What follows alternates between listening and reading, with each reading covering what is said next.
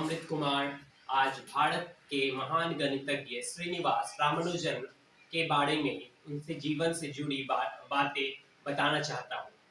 भारत के महान गणितज्ञ श्रीनिवास रामानुजन ने कई ऐसे फॉर्मूले दिए जिनकी वजह से उन्हें संख्या का जादूगर भी कहा जाता है और अपनी प्रतिभा और कौशल शक्ति से उन्होंने कई ऐसे खोजें किए जो आज भी मानी जाती हैं।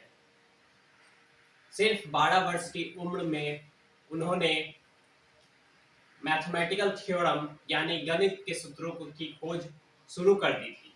आज के दौर में यदि बच्चे को देखें तो बच्चे मैथमेटिक्स से दूर भाग रहे हैं, वे मैथमेटिक्स को कठिन समझ रहे हैं। और वहीं अगर बात की जाए रामानुजन की तो वो मैथमेटिक्स को यानी कि गणित को बहुत ही सरल और सुलभ तरीके से समझते थे और उन्होंने कई रचनाएं की उनसे जुड़ी हुई। सिर्फ 32 साल की उम्र में अपने पूरे जीवन काल में उन्होंने बहुत सारे 3900 सिद्धांतों की रचनाएं की, जिससे कि आज मैथमेटिक्स यानी गणित हल किए जाते हैं। उन्होंने कई ऐसी और रचनाएं की जो आज भी रचनाएं बहुत ही प्रख्यात है।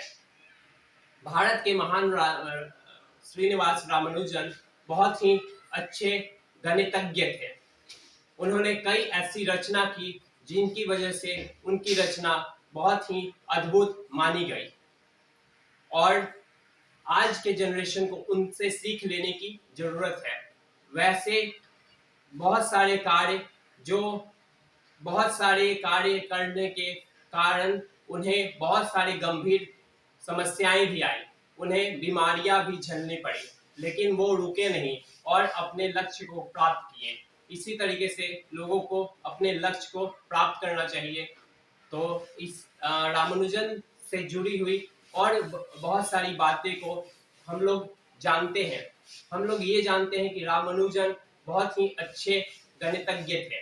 गणितज्ञ होने के कारण उन्होंने बहुत सारी रचनाएं बहुत ही प्रख्यात हुई और आगे चल करके उन्हीं रचनाओं से उनको सम्मान भी मिला।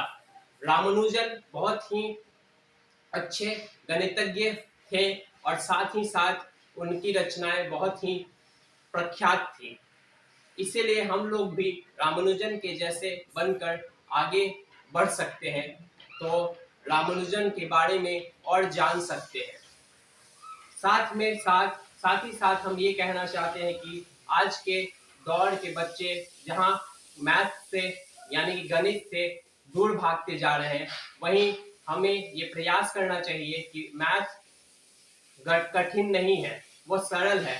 इसीलिए सरल उसको बनाना होगा, जैसे रामानुजन ने बनाया और उसमें विद्वानता प्राप्त की। तो इस तरीके से हम लोग गणित को भी अपनी भाषा के रूप में यानी कि गणित को भी हम सरल मान के पढ़ सकते हैं। तो आज के लिए इस वीडियो को यहीं समाप्त करते हैं। धन्यवाद।